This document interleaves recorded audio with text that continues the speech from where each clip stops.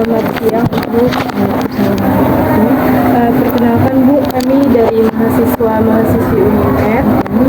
Di sini kami akan melakukan wawancara kepada Ibu tentang perspektif global dalam pembelajaran di sekolah dasar. Sebelumnya Bu, izinkan kami memperkenalkan diri terlebih dahulu. Nama saya Jihan Bazmina Bu. Nama saya Rusnia Aisyah. Saya Kurnia Safitri Bu. Nama saya Anissa Diana. Dan nama saya Nicholas Gregorius. Sebelumnya juga Bu, terima kasih karena Ibu telah bersedia untuk meluangkan waktu Ibu untuk kami melakukan wawancara. Sebelum mulai wawancara Bu, bolehkah Ibu memperkenalkan diri terlebih dahulu Bu? Perkenalkan, nama saya Rita Ardianti. Saya guru kelas 4 SD Negeri 10527 Temukan. Baik Bu, di sini kami akan memberikan Ibu beberapa pertanyaan. Kiranya Ibu bersedia untuk menjawabnya Bu. Baik Bu, untuk soal yang pertama Bu, bagaimana pemahaman Ibu mengenai pendidikan global khususnya dalam konteks pembelajaran di sekolah dasar Bu? Pendidikan global itu kan pendekatan yang membantu siswa memahami keberagaman budaya di lingkungan sekitar seperti isu-isu global, ya kan, seperti itu kurang lebih yang saya tahu ya.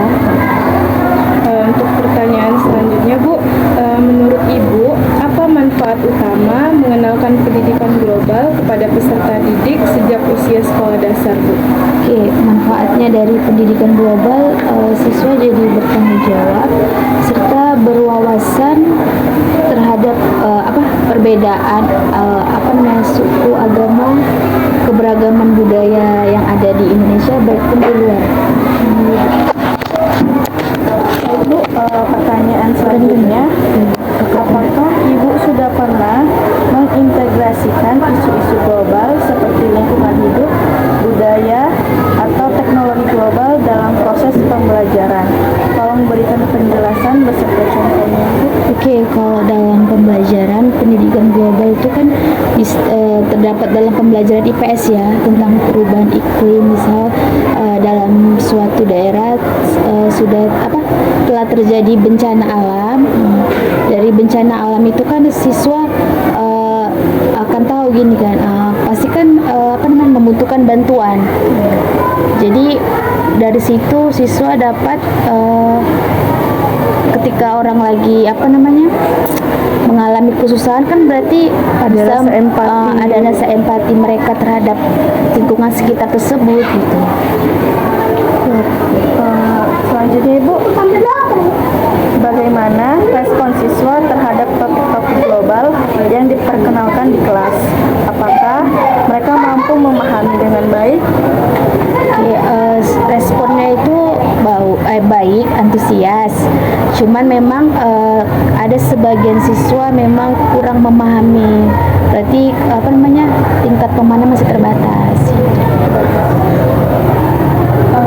Selanjutnya, apakah materi kurikulum dan buku ajar saat ini sudah mendukung pengenalan wawasan global kepada peserta didik? Sebagian buku ajar yang saat ini dipakai kan? Sebagian sudah, ada yang belum. Menurut Ibu Bu, pendekatan pembelajaran seperti apa yang paling efektif untuk mengenalkan topik global kepada siswa SD? Pendekatan interaktif ya pada siswa agar mereka lebih dan memberikan media pembelajaran yang menarik gitu, sehingga minat anak untuk mengetahui tentang pendidikan global itu jadi antusias mereka gitu. Untuk pertanyaan selanjutnya, apa saja tantangan utama yang Ibu hadapi dalam menerapkan pendidikan global di kelas? Misalnya keterbatasan materi, tingkat pemahaman siswa, atau waktu pembelajaran yang terbatas. Yang sudah saya katakan tadi kan, tingkat keterbatasan pemahaman siswa yang mesti ditantang. Bagaimana Ibu mengatasi keterbatasan tersebut agar siswa tetap memperoleh wawasan yang luas mengenai dunia luar? Tantangannya. Bagaimana Ibu mengatasi keterbatasan? Yang dari tadi sambungannya ya. Tadi sudah saya katakan dengan media pembelajaran lah. Jadi sehingga menarik minat anak gitu. Untuk selanjutnya, apakah ibu mendapatkan dukungan dari pihak sekolah atau pelatihan guru terkait pendidikan global? Jika belum, apa yang dibutuhkan? Alhamdulillah sejauh ini sudah dengan cara memberikan pelatihan diklat gitu tentang pendidikan global dari pihak sekolah. Selanjutnya, apa harapan atau rekomendasi ibu supaya pendidikan global dapat lebih efektif diterapkan di jenjang sekolah dasar? Oke, itu yang lebih utama itu dengan memberikan kompetensi kepada gurunya dulu yang paling utama, karena kan dengan dari situ guru kan lebih memahami lagi dan memberikan ke siswanya juga lebih siswa itu lagi antusias gitu. Jadi memberikan kompetensi guru seperti pelatihan diklat gitu tentang materi tersebut gitu. Sudah. Baik Bu, mungkin ini saja pertanyaan yang dapat kami berikan sama Ibu. Apabila ada kesalahan dari kata ataupun pengucapan, kami mohon maaf Bu. Terima kasih Bu. Ya, sama-sama.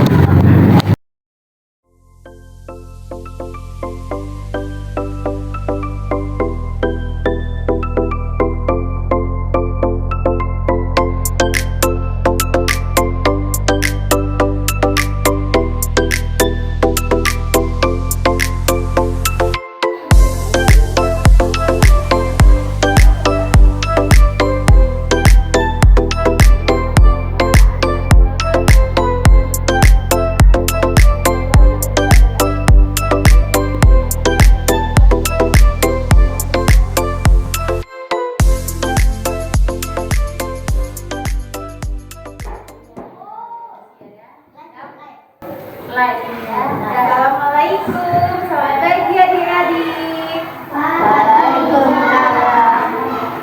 Nah, gimana nih kabarnya hari ini? Masih semangat belum belajarnya? Masih. Oke, sebelumnya ada yang udah kenal belum sama kakak? Oke, kita kenalan dulu ya. Sesuai kata pepatah, tak kenal maka tak sayang. Jadi kita kenalan dulu ya.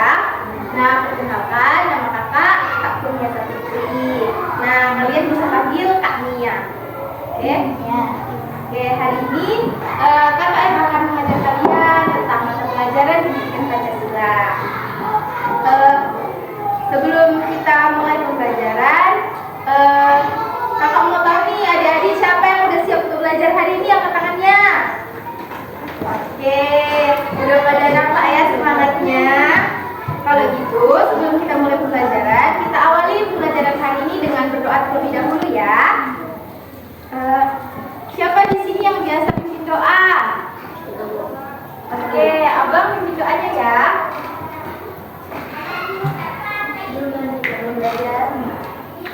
Belum belajar kita mulai.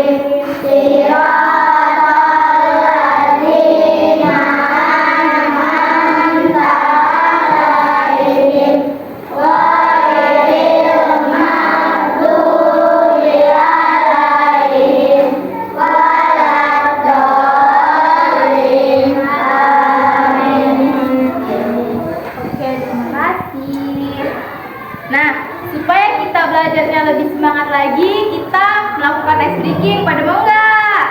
Ice breaking. Mau nyanyi atau mau nyanyi ice breaking yang ini? Aram sam sam. Pada tahu nggak? Oke, kita berdiri ya, kita ice breaking dulu. Pada tahu kan? Ice breaking aram sam. Tahu kan dia? Tahu. Coba kayak mana? Atau mau nyanyi aja, nyanyi balon aja. Ya.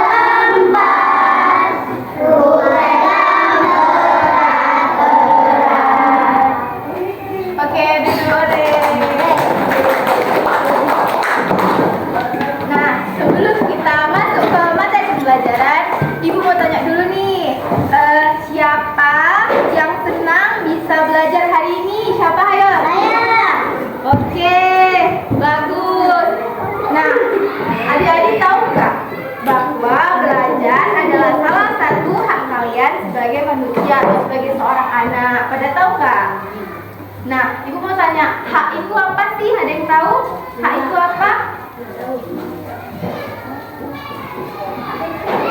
Jadi dijelaskan ya, hak itu sesuatu yang emang seharusnya kalian dapetin. Misalnya hak untuk belajar, hak untuk disayang orang tua, dan hak mendapatkan makan makanan yang sehat dan masih banyak lagi. Tapi selain kita punya hak, kita juga punya yang namanya kewajiban. Ada yang tahu kewajiban itu apa? Oke, Mbak pintar. Jadi kewajiban itu hal yang harus kita. Nah, tapi selain kita punya hak, kita juga punya kewajiban. Nah, siapa yang tahu kewajiban itu apa? Oke, pintar. Seperti kewajiban di sekolah apa? Tiket termasuk kewajiban nggak? Oke.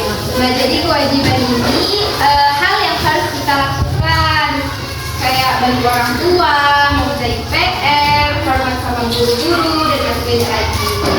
Nah, adik-adik, hak dan kewajiban ini adalah bagian dari hak. Ada yang tahu apa?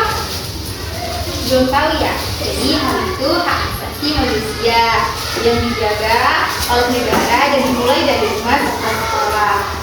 Nah, adik-adik, jadi hari ini kita akan belajar tentang mendapatkan hak dan melakukan kewajiban.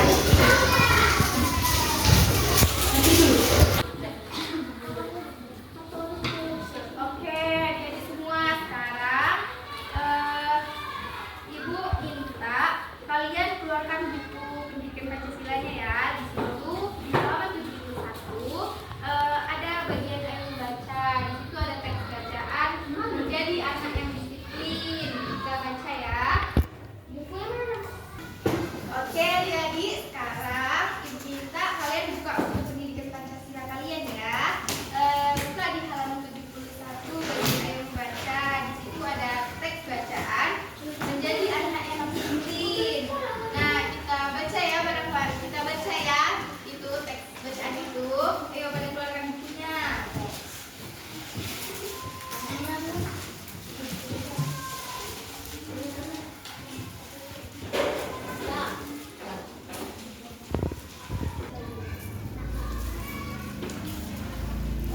Jadi adik-adik, dari yang kita baca tadi, siapa nih yang tahu hak dan kewajiban apa yang tercantum di dalam cerita tersebut? Siapa yang tahu? Oke, coba sebutkan. Satu, kewajiban mengikuti upacara bendera. Oke, bagus. Dua, kewajiban mengikuti upacara Dengan benar, oke. Tiga, kewajiban kerja bakti bersama warga. Oke, siapa lagi yang tahu? Oke, apa? Sebutkan. Kewajiban melaksanakan tiket dan hak untuk bertanya jika ada pelajaran yang kurang dipahami. Oke, pintar. Oke, bagus. Itu betul yang disebutkan oleh temannya tadi, hak dan kewajiban yang ada di dalam cerita itu. Jadi, sedikit Ibu tambahkan bahwa hak mendapatkan kasih sayang juga bagian dari hak hidup dalam hidup dan perlindungan anak, dan hak belajar sama dengan hak atas pendidikan, dan ini termasuk di dalam HAM. Dan kewajiban menghormati guru dan teman sama dengan menghargai HAM orang lain. Paham anak-anak Ibu? Paham. Oke, pintar. Nah, sekarang Ibu akan bagi kalian ke dalam beberapa kelompok. Nah, nanti masing-masing kelompok diskusi ya. Nah, nanti kalian tuliskan 3 contoh hak dan 3 contoh kewajiban yang bisa kalian lakukan di rumah dan di sekolah. Nah, dibagi kelompok ya. Satu kelompok 4 orang. Kelompok 1, kelompok 2, kelompok 3, dan kelompok 4, dan kelompok 5. Oke? Oke, kita diskusi ya. Oke, nah ditulis di sini ya, 3 contoh di rumah, 3 contoh kewajiban di sekolah di rumah juga tulis ya, dan 3 jadi ada 6. Oke. Nah, ada juga ya, tulis 3 contoh hak di rumah, 3 contoh di sekolah. Misalnya hak di rumah apa? Mendapatkan kasih sayang, makan. Oke, tahu kan? tulis di sini ya, Dek. Nah. Sudah selesai anak-anak Ibu berdiskusinya? Oke. Nah, sekarang kita dengarkan hasil diskusi kalian ya. Jadi masing-masing dua orang ya, maju ke depan ya, presentasi ya. Oke, dimulai dari kelompok 1 ya. Coba kelompok 1 ayo maju, silakan. Tepuk tangannya.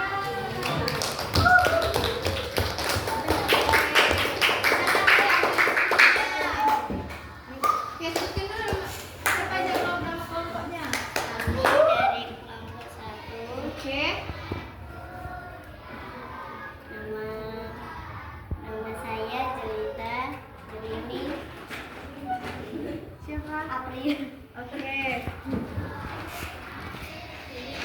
Udah bacakan apa yang adik tulis, kewajibannya apa? 3 kewajiban di rumah: membersihkan rumah, membantu orang tua, dan mengerjakan PR atau pekerjaan. Oke. Selanjutnya 3 hak di sekolah: mendapatkan fasilitas yang aman, bertanya saat ada pelajaran yang belum dipahami, mendapatkan pelajaran di kelas. Oke, tepuk tangan untuk kelompok 1. Betul. Oke, selanjutnya kelompok 2. Ayo maju kelompok 2. Ayo Bang, maju.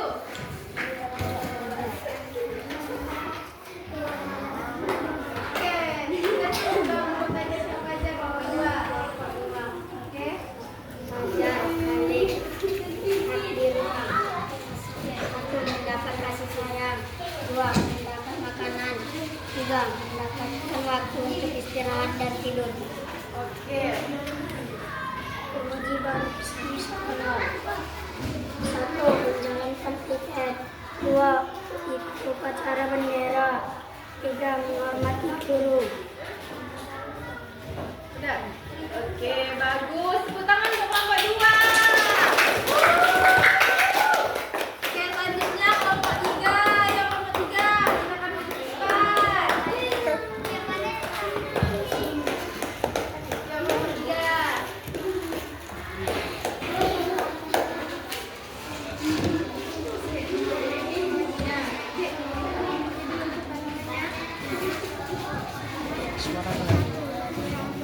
Iya, kuat deh.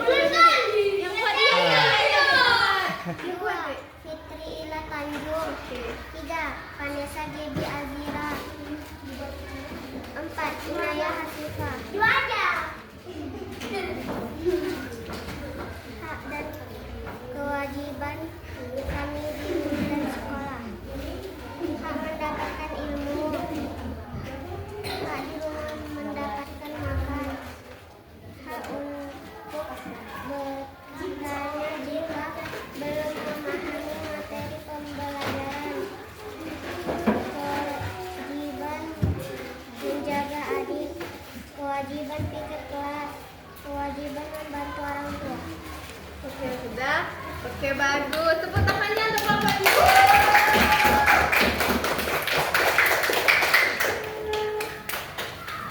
Wah, semua kelompoknya bagus-bagus ya. Tepuk tangan untuk semua kelompoknya.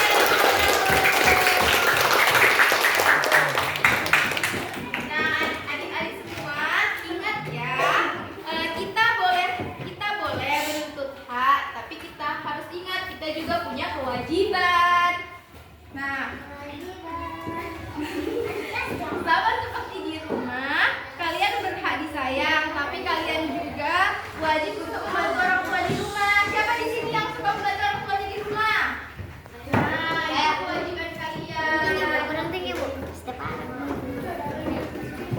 Oke, sekarang Ibu minta kalian tulis di buku tulis kalian tentang pengalaman kalian sendiri, tentang kapan kalian merasa mendapatkan hak di rumah dan kapan kalian melaksanakan kewajiban di rumah. Tulis di buku sendiri